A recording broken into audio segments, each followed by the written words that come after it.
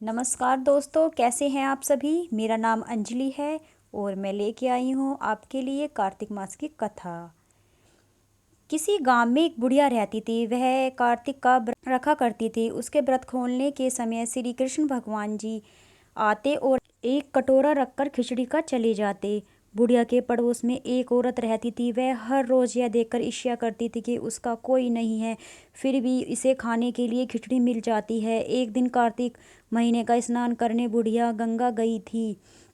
बुढ़िया माता के पीछे से श्री कृष्ण भगवान जी उसका खिचड़ी का कटोरा रख गए। पड़ोसन ने जब खिचड़ी का कटोरा रखा देखा तो और देखा कि बुढ़िया नहीं है, यानी कि बुढ़िया माता नहीं है और उनका कटोरा रखा हुआ है।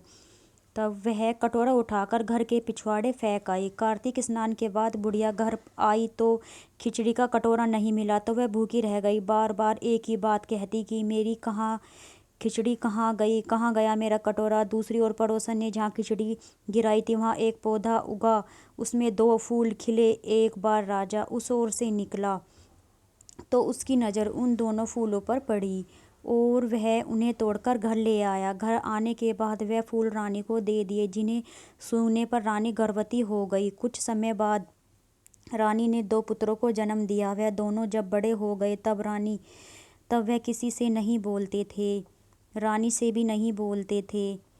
लेकिन जब वह शिकार पर जाते तो रास्ते में उन्हें वही बुढ़िया मिलती, वही बुढ़िया दिखाई देती। अभी भी यही कहती, कहाँ गई मेरी खिचड़ी, कहाँ गया मेरा खिचड़ी का कटोरा। बुढ़िया की बात सुनकर वह दोनों कहते कि हम हैं तेरी खिचड़ी और हम हैं तेरा कटोरा। हर बार जब भी वह शिकार पर जाते तो बुढ़िया यही बात कहती, वह दोनों वही उत्तर देते। एक बार राजा के कानों में यह बात पहुंच गई इधर किधर से। उसे आश्चर्य हुआ कि दोनों लड़के किसी से नहीं बोलते हैं और यह बुढ़िया से कैसे बात करते हैं। राजा को यह सब झूठा लगा तो राजा ने इसका पता लगाने के लिए सभी से पूछा।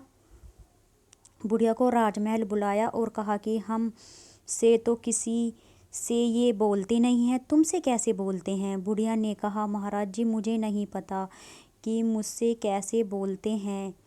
मैं तो कार्तिक का व्रत करती थी और कृष्ण भगवान मुझे खिचड़ी का बेला रखकर दे जाते थे।